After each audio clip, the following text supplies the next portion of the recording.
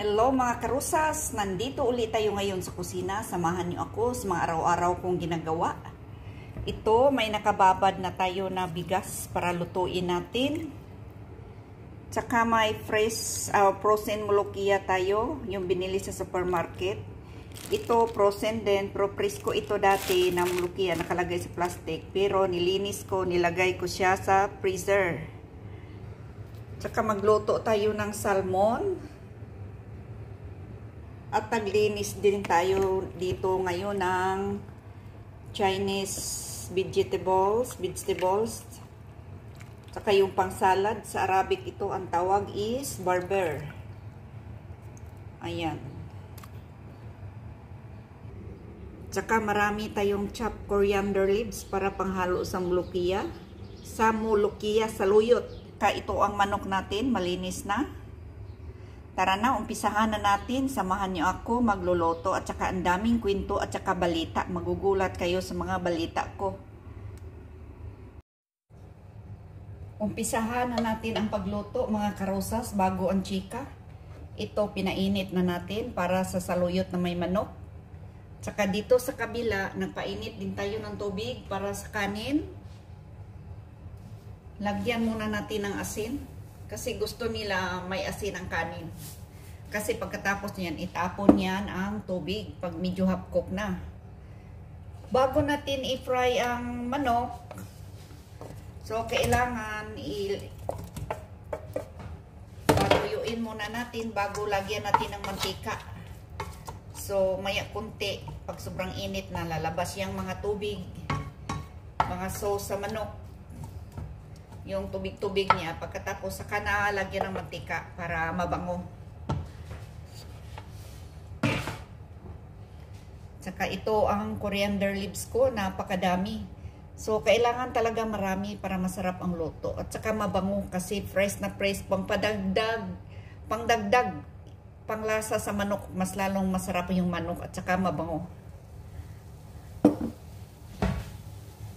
Saka dito naman tayo sa kanin na pinakulo, sa tubig na pinakulo para sa kanin. Maglagay muna tayo ng kunting mantika. Kunti lang kasi sayang yung mantika. Tipid din tayo. Kasi mahal ang mantika. Kahit sa kanila, mura lang yan, baliwala lang yan. Pero ako ang nasayangan. Kaya nga, nagtitipid din ako. So, ganyan lang. So, halo-haloin natin hanggang lalabas yung mga tubig sa manok. Yung tubig niya, kailangan talaga mag-dry.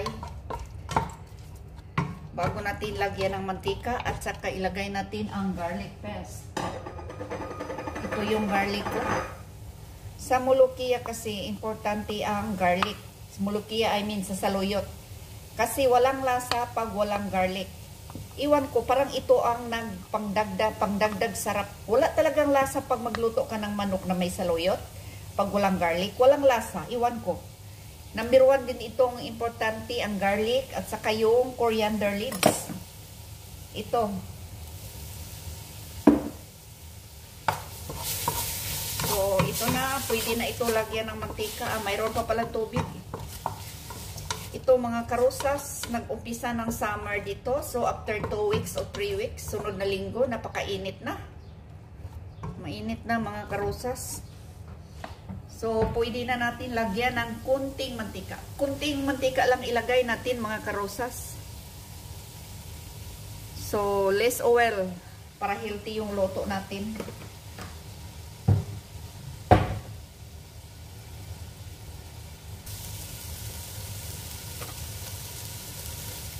Lagyan na natin ng garlic para ma-fry din. Isa sa garlic. So, kunti lang ito mga karosas. Madali lang ito maluto. Ganito ang luto nila dito mga karosas. Kailangan maraming mga spices, maraming garlic, maraming onion. Lagay na natin ang coriander.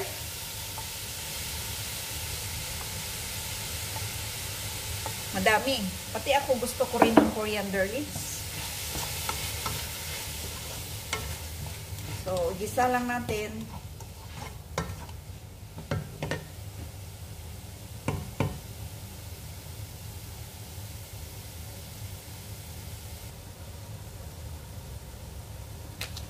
So, dagdagan pa natin ng kunting coriander.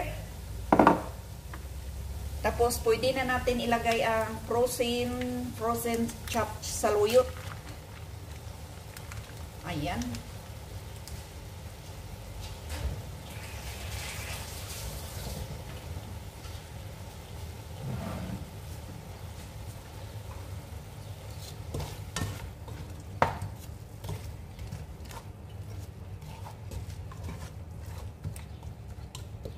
Isabay na rin natin ang prosina, mulukia. Pero ako ang naglinis dito. Tapos nilagay ko lang sa freezer para pag anytime na gustong kakailanganin, kukuha na lang tayo. Ready na lahat. Kasi ang pagbinta ng saluyot na fresh na saluyot dito, hindi lahat ng panahon mayroong binta. Depende yata sa weather. Pag winter, mahina ang saluyot sa binta dito. I think parang ganun yata. Pag summer, ang daming saluyot. So, kaya yon time na yon nagbili ng maraming amo ko, isang box. So, nilinis ko, nilagay ko sa freezer. So, ilagay na natin. Malinis na ito mga karosas. Hugas na ito. Hindi na kailangan hugasan uli.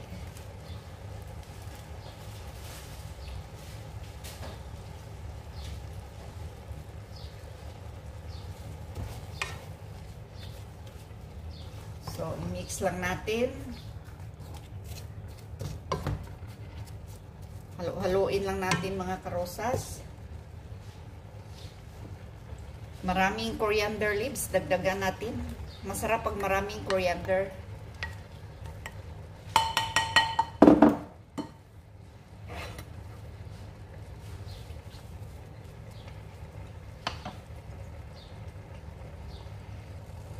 So, dito sa kabila, pwede na natin ilagay yung bigas. Ganito ang bigas namin. Nakababad na ito na mga almost 1 hour. Masarap ito pagkaluto mga karosas kasi long grain. Ayan, ilagay na natin. Bali half cook lang ito mga karosas kasi pagkatapos nito, i-steam natin.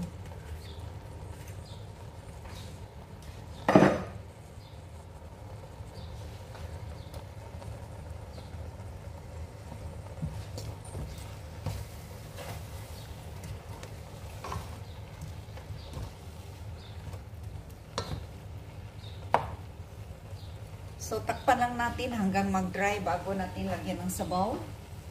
Yung water niya.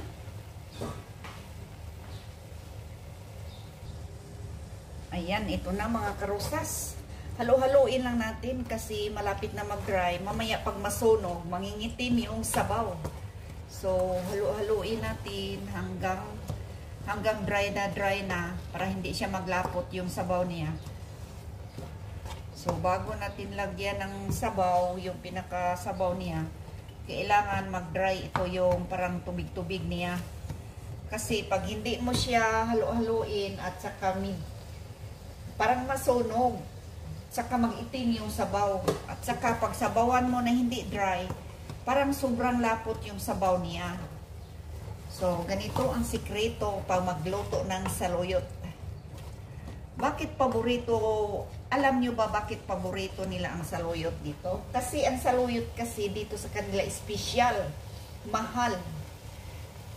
Ang saluyot kasi maraming health benefits.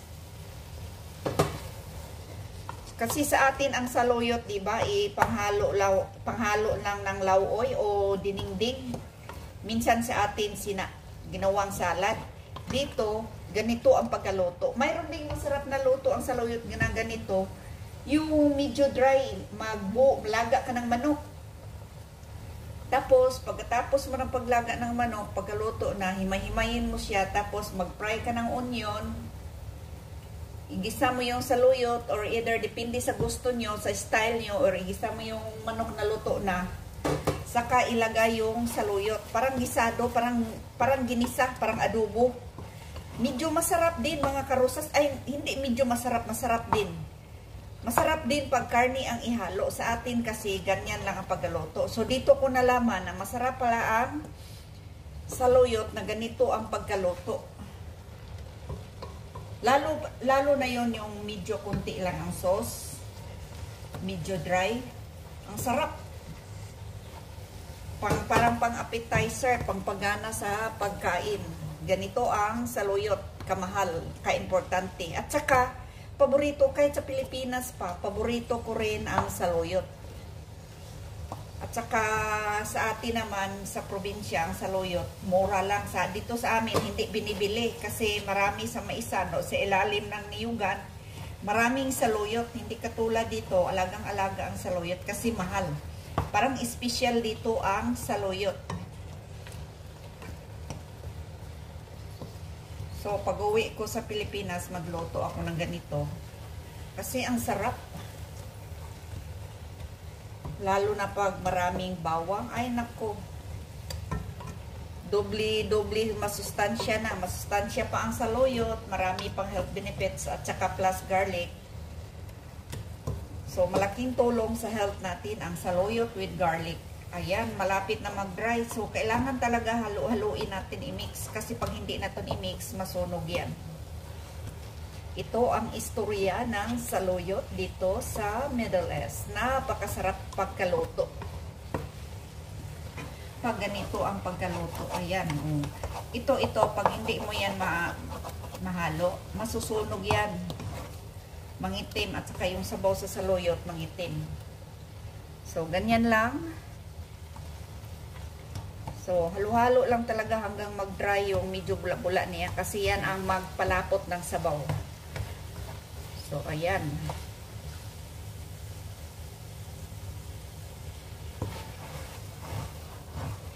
So, sa labas mga karosas, mainit na. Mas gusto ko pang malamig kaysa mainit. Mainit kasi parang nakahilo. Ang malamig, ang sarap ang lamig. Ayan. So, ito, yung tingnan mo, may kunting bula-bula pa. Pag matuyo na yan, wala na yan. So, pwede na natin sabawan. Ayan.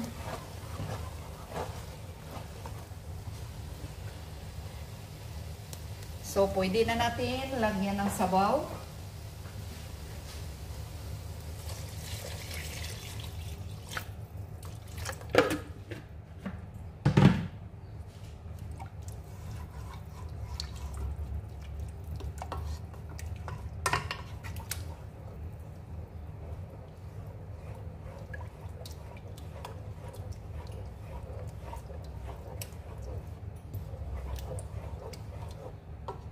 So, takpan lang natin yan. Pakuluin natin mga 5 or 10 minutes.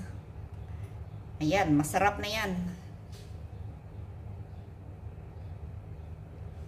So, yung kanin natin, malapit na matapos. Kunti na lang ang kulang. I-drain na natin. Tapos, i-steam natin mga 20 minutes sa mahinang apoy para masarap na pagkaluto.